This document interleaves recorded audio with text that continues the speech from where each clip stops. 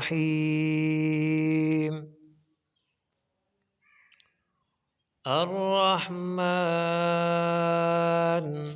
علم القرآن خلق الإنسان علمه البيان الشمس والقمر بحسبان والنجم والشجر يسجدان والسماء رفعها ووضع الميزان ألا تطغوا في الميزان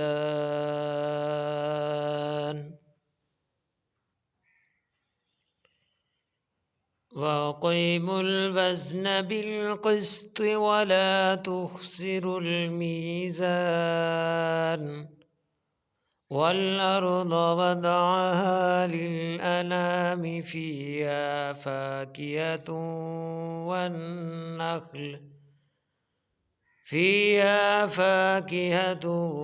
والنخل ذات الأكمام والحب ذو العصف والريحان فبأي آلاء ربكما تكذبان خلق الإنسان من صلصال كالفخار وخلق الجان من مارج من نار فبأي آلاء ربكما تكذبان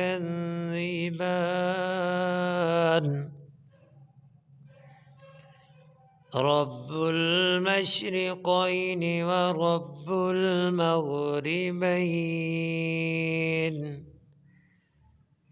فبأي آلاء ربكما تكذبان مرج البحرين يلتقيان بينهما برزخ لا يبغيان فبأي آلاء ربكما تكذبان يخرج منهما اللؤلؤ والمرجان فبأي آلاء ربكما تكذبان